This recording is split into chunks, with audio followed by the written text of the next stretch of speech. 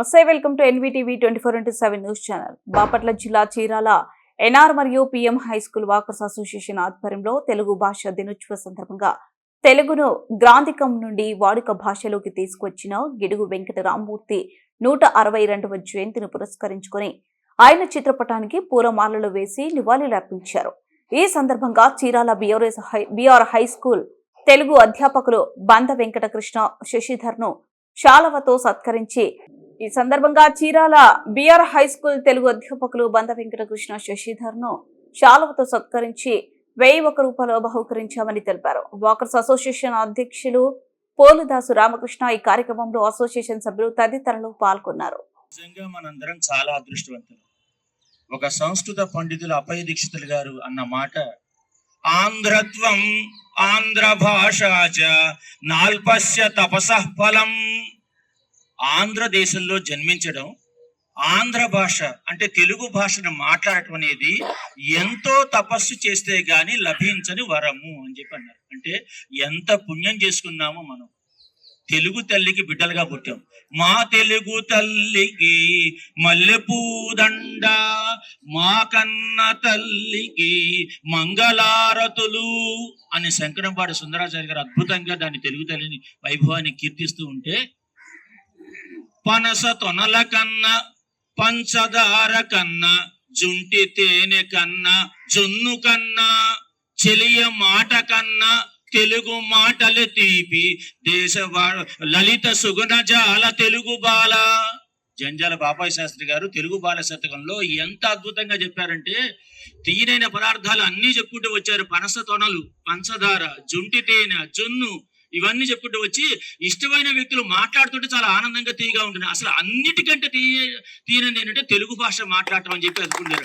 అటువంటి మధురమైన మకరంద తుల్యమైన భాషలో మనం జన్మించామా, భాషను మాట్లాడుతున్నామంటే ఇది భగవంతుడు మనకు ప్రసాదించిన ఒక దివ్యమైన వరంగా చెప్పుకుంటూ ఉండొచ్చు.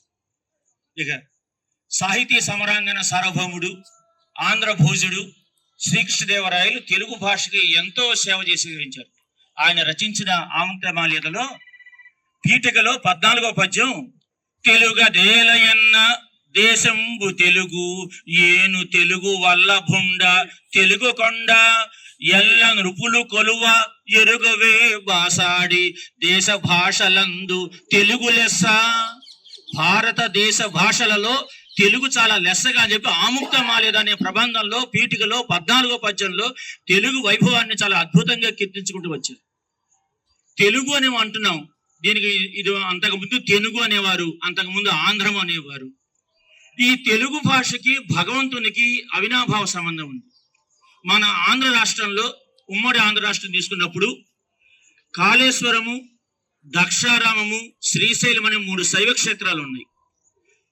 ఈ శ్రీశైలము రాయలసీమలో ఉంది, దక్షారామము తూర్పుగోదావరి జిల్లాలో కోస్తా ప్రాంతంలో ఉంది, కాళేశ్వరము కరీంనగర్ జిల్లాలో ప్రస్తుతం తెలంగాణ రాష్ట్రంలో ఉంది.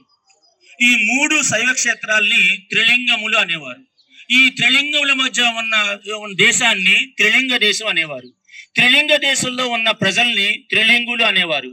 త్రిలింగులు మాట్లాడే భాషని త్రిలింగ భాష అనేవారు. ఆ త్రిలింగ భాష వ్యవహారంలో తెలుగు భాషగా వచ్చింది. అంటే ఈశ్వర స్వరూపానికి మనకి ఎంత అవినాభావ సంబంధం ఉందో చెప్పుకుంటూ. అటువంటి తెలుగు మాట్లాడే జన్మభూమిలో మనం ఈ రోజు ఈ సభను జరుపుకుంటూ ఉన్నాం.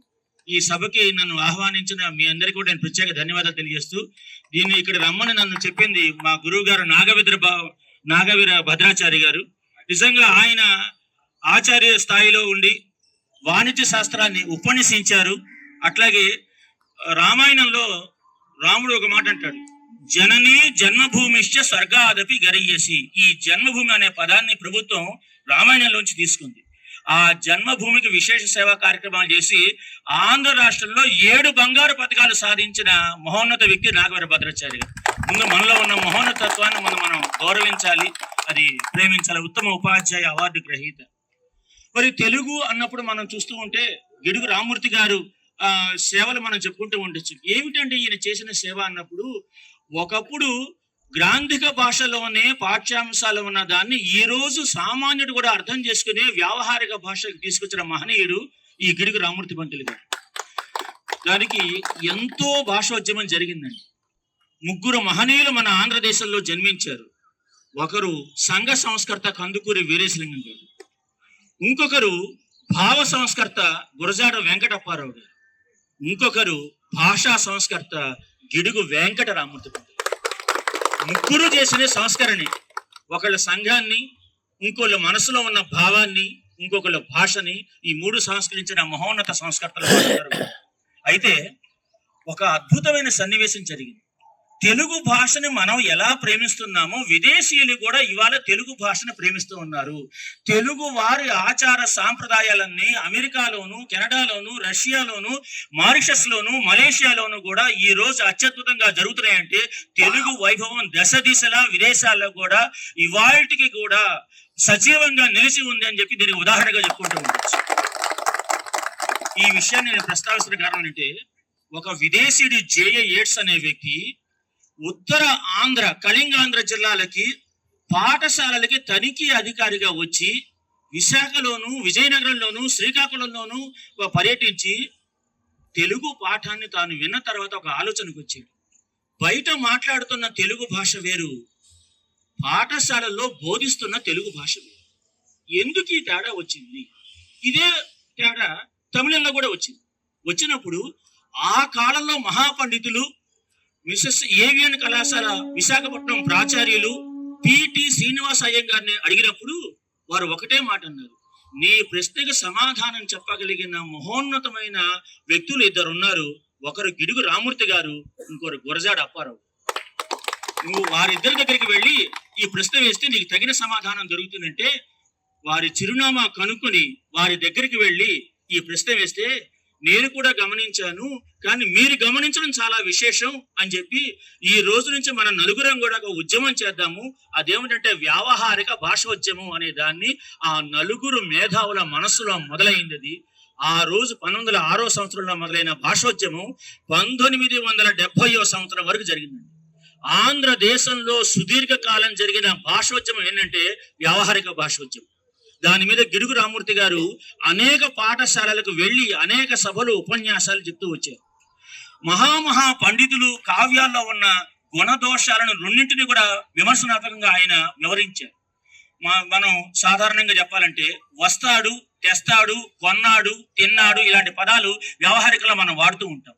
కానీ బాల వ్యాకరణం ఇలాంటి పదాలని అది ఒప్పుకోదు, దాన్ని అంగీకరించదు. ఎందుకంటే చెన్నైసూరి గారి బాల వ్యాకరణంలో త్రిలింగ దేశ వ్యవహార సిద్ధంబగు భాష గ్రామ్యంబు అన్నారు. కనుక గ్రామ్య భాషను తెచ్చి మనం ఎలా వాడతాము అని చెప్పి ఆ రోజు గ్రాంధిక భాషావాదులు గిడుగు రామూర్తి పంతులు గారి మీద అగ్గి మీద గుగ్గిలంలాగా విరుసుకుపడ్డారు. అలాంటి పరిస్థితుల్లో గిడుగు రామూర్తి గారు చెప్పిన సమాధానం ఏంటంటే, మనము జీవించి ఉన్న వ్యక్తులు, మానవులు మాట్లాడుతున్న భాషకి మనం విలువ ఇవ్వాలి. దేనికంటే మన జీవితానికి విలువ ఇచ్చిన భాష అదే, దాన్ని జీవత్ భాష అంటూ ఉంటారు. మన మాతృభాషకి మనము విలువ ఇవ్వకపోతే వేరొక వ్యక్తి వచ్చి ఎందుకు విలువ ఇస్తారు? ఇది ఒకసారి గమనించండి అని చెప్పని ఒక్క మాట అన్నారండి. తెలుగు భాషలో అత్యద్భుతమైన పాండిత్యం గడించిన ప్రతి కవి, ప్రతి భాషావేత్త కూడా భారతాన్ని, భాగవతాన్ని, రామాయణాన్ని క్షుణ్ణంగా అధ్యయనం చేశారు. గిడుగు రామూర్తి పంతులు గారు అధ్యయనం చేశారు. ఒక్క మాట అన్నారు ఆయన, తల్లి భాష, మాతృభాష, జీవద్భాష నాకు ఎలాంటిదంటే ప్రేమపూర్వకమైనది. గ్రాంధిక భాష నాకు ఎలాంటిదంటే మూలపుటం అలాంటిది. తల్లిని మనం ఎదురుగా చూస్తూ ఉంటాం, తల్లిని మనం ఎదురుగా మాట్లాడుతూ ఉంటాం, కానీ మూలపుటమ్మని మనం చాలా గౌరవంగా చూడాలి. నేను గ్రాంధిక భాష ఎందుకు విలువిస్తా, ఇది ఒకసారి గమనించండి అని చెప్పని ఒక్క మాట అన్నారండి. తెలుగు భాషలో అత్యద్భుతమైన పాండిత్యం గడించిన ప్రతి కవి, ప్రతి భాషావేత్త కూడా భారతాన్ని, భాగవతాన్ని, రామాయణాన్ని క్షుణ్ణంగా అధ్యయనం చేశారు. గిడుగు రామూర్తి పంతులు గారు అధ్యయనం చేశారు. ఒక్క మాట అన్నారు ఆయన, తల్లి భాష, మాతృభాష, జీవద్భాష నాకు ఎలాంటిదంటే ప్రేమపూర్వకమైనది. గ్రాంధిక భాష నాకు ఎలాంటిదంటే మూలపుటం అలాంటిది. తల్లిని మనం ఎదురుగా చూస్తూ ఉంటాం, తల్లిని మనం ఎదురుగా మాట్లాడుతూ ఉంటాం, కానీ మూలపుటమ్మని మనం చాలా గౌరవంగా చూడాలి. నేను గ్రాంధిక భాష వ్యతిరేకిని మాత్రం కాదు, గ్రాంధిక భాష నేర్చుకోవాలి. కానీ పాఠశాలలో బోధించేటప్పుడు, పద్య కావ్యాలు బోధించేటప్పుడు గ్రాంధిక భాషలో చెప్పాలి, గద్యము లేదా వచనం చెప్తున్నప్పుడు వ్యావహారిక భాషలో రచనలు సాగిస్తే బాగుంటుంది అనేది నా ఉద్దేశం. కానీ గ్రాంధిక భాషకు నేను వ్యతిరేకని కాదు సుమా, నా భావాన్ని మీరు అర్థం చేసుకోండి అని చెప్పి గ్రాంధిక భాష వాళ్ళకి ఆయన విన్నపాన్ని చేస్తే దానికి మొట్టమొదటిగా స్పందించిన వ్యక్తి మెట్రికులేషన్ లో ఆయన సహాధ్యాయి గురజాడ వెంకటప్పారావు గారు. ఆయన రచించిన నాటకం కన్యాశుల్కం మొట్టమొదటి విజయనగరం మాండలిక భాషలో రాసిన తొలి నాటకంగా కన్యాశుల్కం అని చెప్తూ ఉండొచ్చు గురజాడ. దేశం అంటే మట్టి కాదు, ఈ దేశం అంటే మనుషులు ఎలుగెత్తి చాటిన వ్యక్తి. జన్మభూమితో పాటు అక్కడ జన్మించిన పురుషులు కూడా చాలా మహోన్నతులు అని చెప్పి, మట్టి కాదు మనుషులు అని చెప్పి ఆ మనుషులకి మానవత్వానికి భాషకు విలువ ఇవ్వాలి అని చెప్పి అంటూ ఉన్నారు. మాతృభాషకి మనం గౌరవించాము, మాతృభాషకు విలువిస్తున్నామంటే మన కన్న తల్లిని గౌరవించాము, మన కన్న తల్లిని విలువిస్తున్నాము అని చెప్పి అర్థం. దీనికి మొట్టమొదటిగా గురజాడ అప్పారావు గారు స్పందిస్తే, ఆ తర్వాత ఈ మెడ్రాస్ ప్రభుత్వము వ్యావహారిక భాషలోనే పరిశోధనా పత్రాలు వివరించాలి అని చెప్పి మెడ్రాస్ విశ్వవిద్యాలయం వారు, తర్వాత మెడ్రాస్ ప్రభుత్వం వారు చేశారు. ఆ తర్వాత మన ఆంధ్ర రాష్ట్రంలోకి వచ్చేసరికి మొట్టమొదటిగా